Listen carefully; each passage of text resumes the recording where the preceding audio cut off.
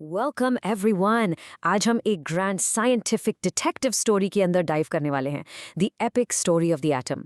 ये एक ऐसी जर्नी है जो हमें एंशिएंट फिलोसॉफिकल गेसेस से लेकर क्वांटम मैकेनिक्स के बिजार माइंड बेंडिंग रूल्स तक ले जाएगी। तो बिना किसी डिले के let's get straight into it. So, for a really long time, like करीब 400 BC से, अर्ली इंडियन और ग्रीक फिलोसोफर्स का सॉलिड मानना था कि मैटर फंडामेंटल बिल्डिंग ब्लॉक से बना है।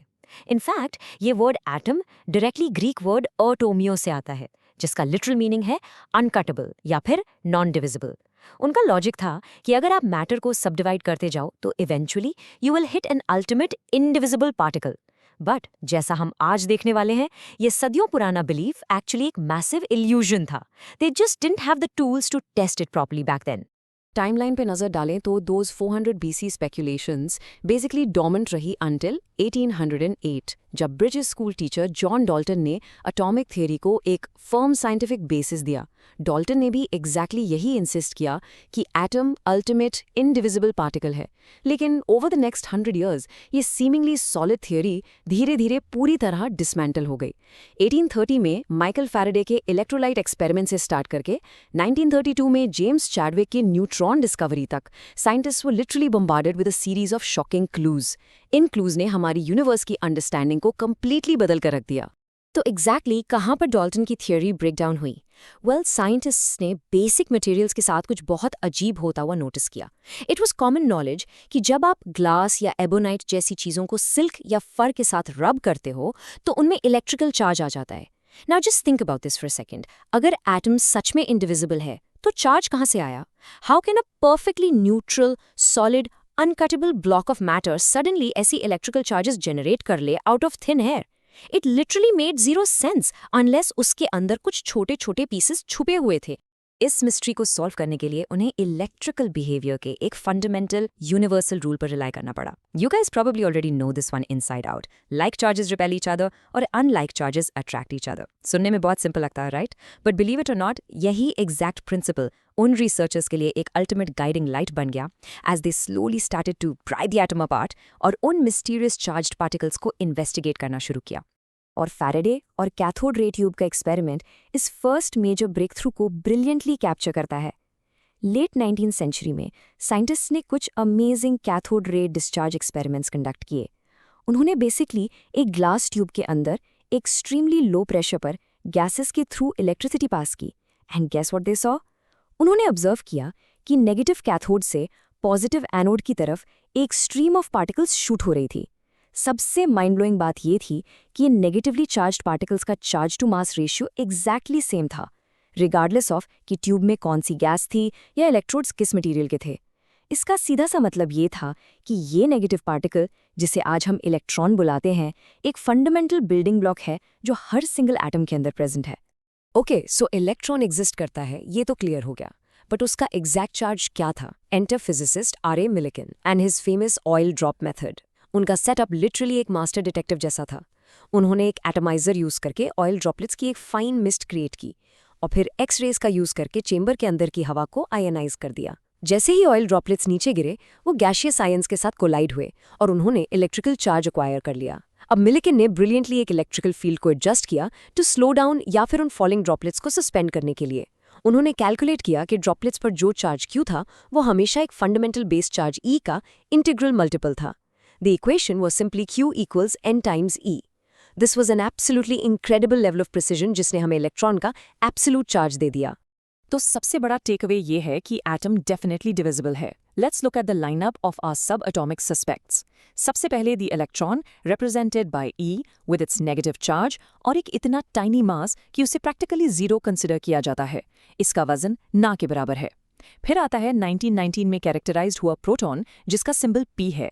ये लाइटेस्ट पॉजिटिव आयन है जो हाइड्रोजन से मिलता है। इसका चार्ज इलेक्ट्रॉन के परफेक्टली इक्वल और ऑपोजिट है, but approximate mass is exactly 1 atomic mass unit. और finally the neutron, symbol N, जिसे चैडविक ने 1932 में डिस्कवर किया by bombarding beryllium with alpha particles.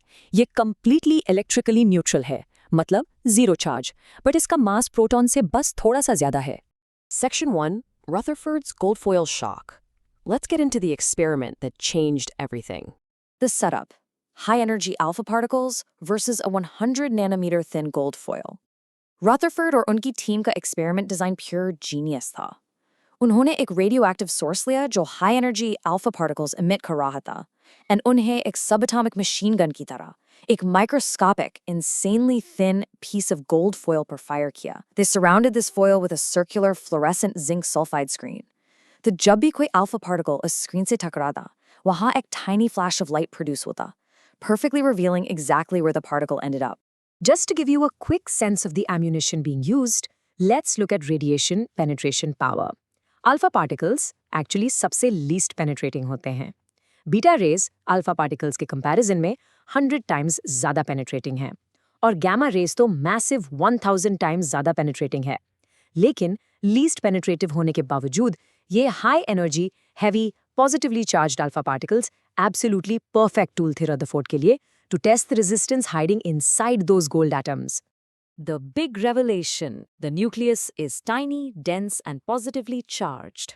उस वक्त की prevailing theory ये थी कि atom essentially एक soft sphere of positive charge है जिसमें electrons just randomly stuck हैं.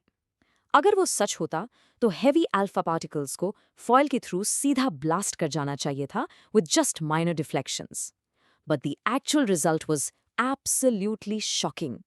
While most alpha particles सीधा निकल गए, एक छोटा fraction massive angles पर deflect हुआ और कुछ तो literally straight back bounce हो गए.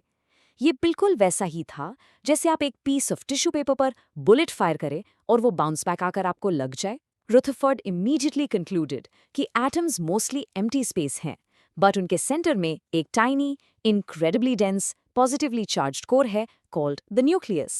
और इलेक्ट्रॉन्स बस इलेक्ट्रोस्टैटिक फोर्सेस ऑफ अट्रैक्शन की वजह से इस न्यूक्लियस के आसपास ऑर्बिट करते हैं. Moving on to Section 2, Decoding Atomic Numbers. Let's see how this all adds up. So the question is कि हम किसी specific element को identify कैसे करते हैं? It all comes down to the nucleus. The atomic number, denoted by Z, simply nucleus में present protons का exact number होता है. क्योंकि एक normal atom electrically neutral होता है, तो ये number naturally number of electrons के बराबर भी होता है. Example के लिए हाइड्रोजन का Z1 है और सोडियम का Z11 है. Now, mass number A को देखिए. ये total sum है protons और neutrons का, जिन्हें हम collectively nucleons बुलाते हैं. In short, protons atom को उसकी distinct identity देते हैं, जबकि protons और neutrons मिलकर उसको उसका mass देते हैं. अब let's talk about isotopes versus isobars.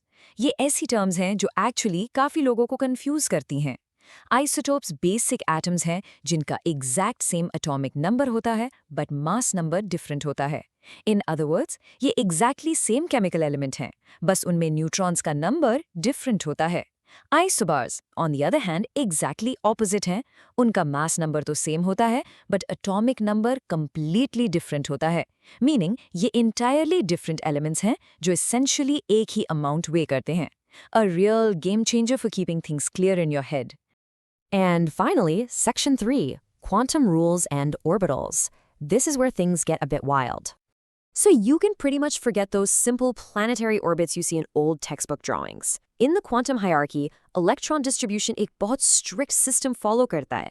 Shells, say subshells, and then to orbitals. Atoms को shells में divide किया गया है, जिसके अंदर subshells आती हैं, और वो precise 3D mathematical spaces से बनती हैं, जिन्हें हम orbitals कहते हैं.